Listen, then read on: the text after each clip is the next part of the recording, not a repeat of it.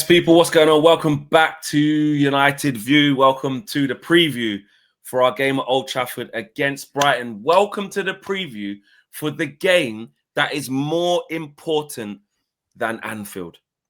Yes. Really? Wow, that's a bold claim, Flex. I've decided, very bold claim. I've decided. Shout out Rob Dawson. Shout out to people who was locked into the morning view. He said, Man United have the same amount of wins against the top 6 as they do against the middle 11 clubs. Right. So he said there's an argument to put forward that actually this is a truer, representation of progress. And you know what? I broke it down a little bit towards the end of the show. I said he's right. He's right, because if we could beat all the best of the rest, and all we have to do is work out how we're going to be better than the best, happy days. If you're finishing 5th and 6th and you go, how do we break that mold now to challenge City, to challenge Liverpool? That means you're a really good team. It means you got to just, you got to get a bit better. But when you can't beat the middle order, and the middle order is hard, by the way. I think middle order. The middle order is hard. You're talking Newcastle, you're talking Brighton, you're talking Palace, you're talking Bournemouth, you're talking Villa. That's 5.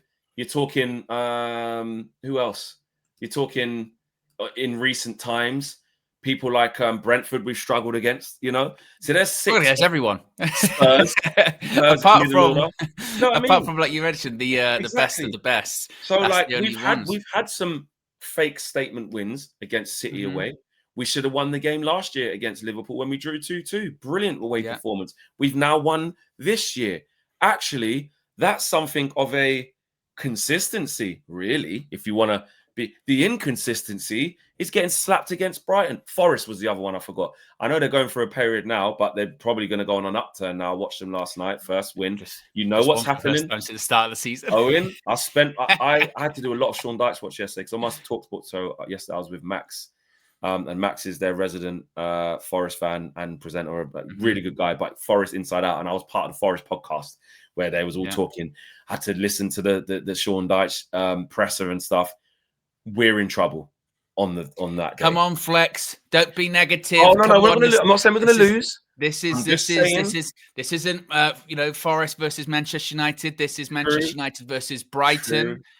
We have some optimism. We have some momentum. Yes. You talk about those stats. I sent you this one the other day. A list of managers who have won away from home at Anfield and the Etihad in the last 5 Premier League seasons. Ruben Amorim, end of the list. Yes. The only guy to do that. So it's something. And once you were talking there, and we have had, these statement wins in the past, in the last 18 months under Ruben, where we've gone, right, this has to be the moment we turn the corner or the moment we springboard, and we never have. But it does feel somewhat different to then, doesn't it? In the sense that, I look at some of the players we've got, and I look at maybe some of the foundation that we've got in this team now versus them. How can you springboard anything when you've got Andre Onana in goal? It's difficult to springboard anything there because you can win a statement game against Manchester City, and then in the next game you can play okay, but your goalkeeper can throw one in the back of the net. It destroys that foundation that we've just talked about building.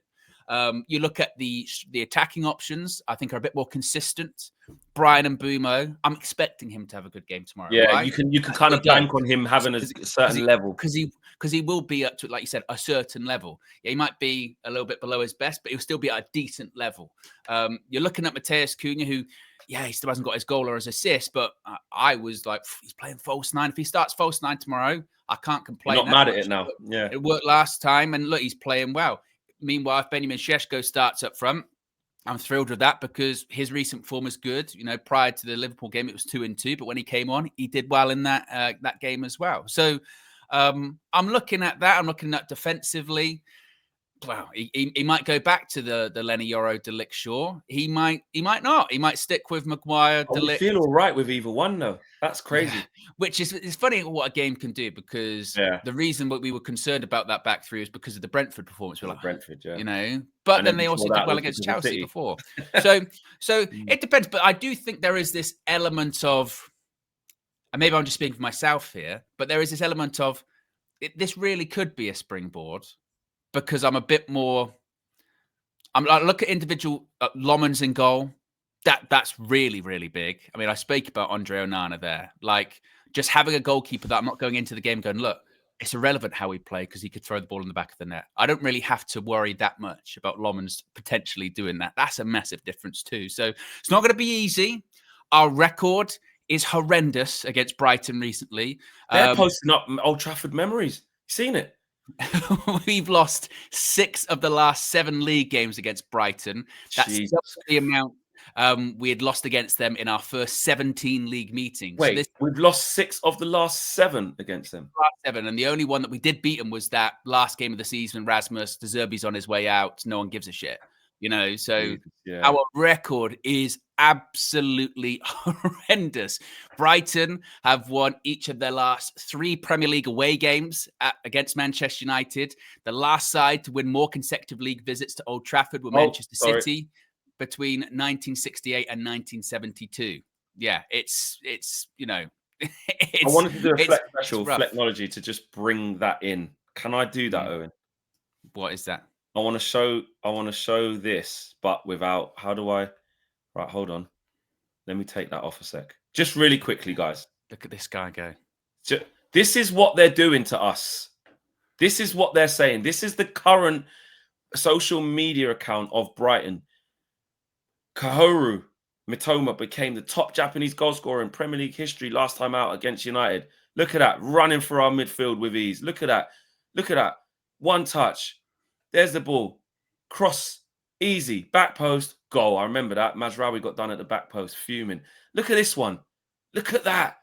Man United memories. 22, 23, 25. Look at it. So in 24, we must have actually beat them. Or drawn or something. That's what we're up against, people. Or it might have just been dependent on the year. You know what I mean? Yeah, the year when we actually played them.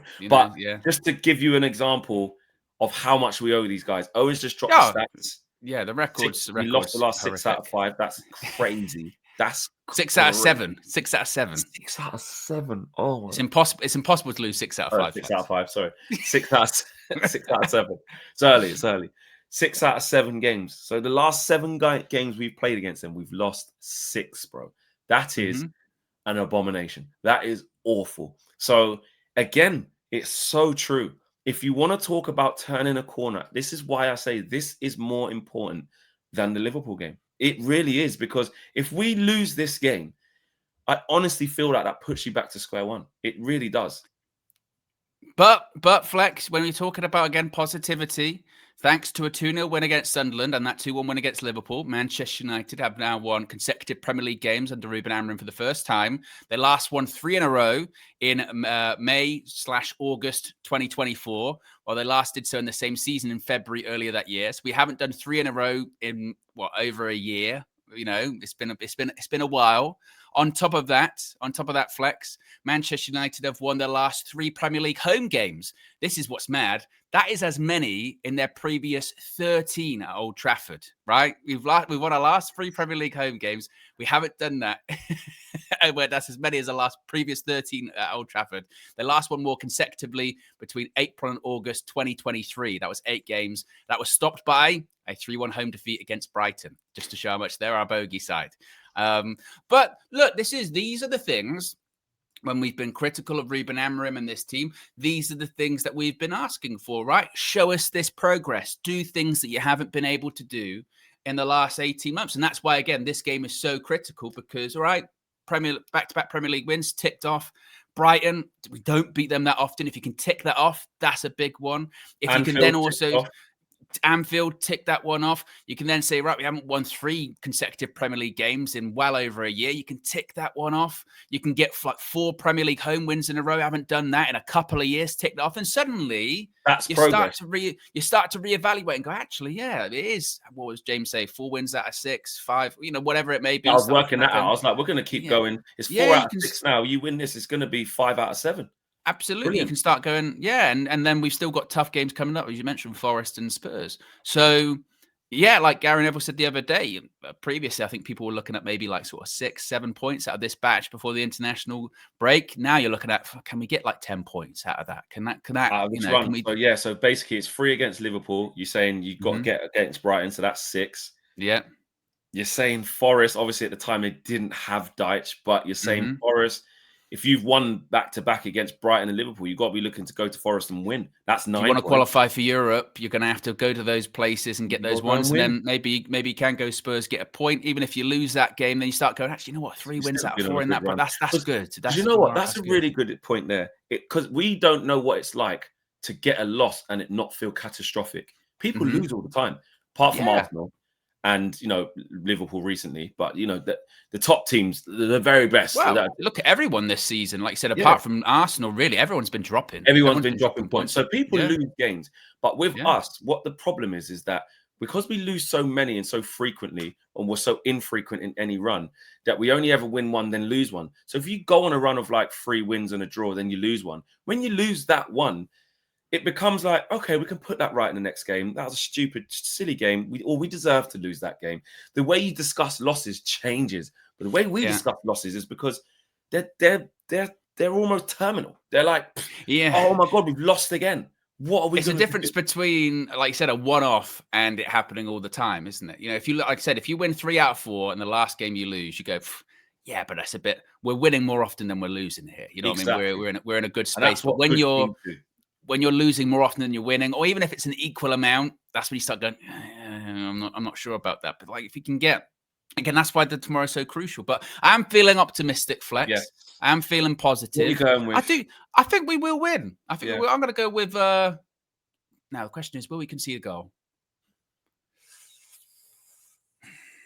Brighton home. Will we concede a goal? That's a big shout, that one, if you go with the clean sheet. 2-0 Manchester United. Going with the clean sheet. 2-0 Manchester United. I'm not at that point yet where I'm going to predict the clean sheet. Well, we did concede chances against Liverpool, didn't we? We did concede chances. We rode our luck a little bit. I think we certainly concede. I know it's mundane. I'm going 2-1 Man United. Maybe 3-2 Man United. Like I think it's going to be really close. I don't think this is going to be an easy game at all. But I think we're going to find a way. I would love for it to be in a positive way. It's like, well, that was just like playing against Sunderland. Look at that, 2-0. Look at that. And such a good team, by the way, as well. This is what it can't be. I know, like newly promoted side don't want to gas it up, but they are actually good. Like they like look at where they are on the table. They're above Brighton in the table, right? So and we're above Brighton. Like that's another thing as well. Sorry, you know we're saying Brighton fucking hard because obviously it's so hard against them, but like. We've had a better start to the season than them. You're going to say Brighton are a weird team this season in that, like, they're still a good team, and they really can beat anyone on their day. It's the big team. That's why they genuinely can beat anyone on their day. But also, they are also quite inconsistent, and because they're Brighton, if they lose a game, you do sort of go, oh yeah. You know, like I said, they're mid-table teams. They go, all right, yeah, cool. But they're just our record is so shit. But what you have to look at with Brighton this year, unfortunately, is when they play the big game. So they went to Chelsea, smashed them 3-1. They beat City at home. They should have beat Spurs. They were 2-0 up cruising and threw it away, you know. But when they play like some of the smaller, like they went to Wolves and got a 1-1, like, you know what I mean? So what are we? Are we one of the smaller teams they go and play? So it's more But you're not shocked. This is what's mad about Brighton. You're not shocked by any of those. So they go away to Chelsea, win 3-1. You go, yeah, I tell you what, Brighton are good. But they go and draw against Wolves. You go, yeah, Brighton. You know what I mean? Fabian Hertzler said it's no longer a shock for us to beat the big teams. He said it. No, it's not. It's not a shock. It's not little old Brighton, the Seagulls. Oh my God, they beat Manchester City. No, they've been busting. No one wants to play them. No one wants to play them. But you got to do it twice, and we're gonna do it tomorrow, and we're gonna go get the win, Flex. Yeah, let's go. Positive vibes until there are no positives. You know, but right now we have to look forward and take some positives. All right, guys, smash the like on the video. Let us know what your predicted lineups are. Do you even care? Do you just trust Ruben? Do you just trust what the lineups are going to be? And let us know what your prediction for the match is result-wise as well. Smash the like on the video. Subscribe to the channel if you are new, as always. We're out of here, and we'll see you when it's time for the match. And I'll see you after the game. Well, I'll see you for road trip, actually. Take care. Peace.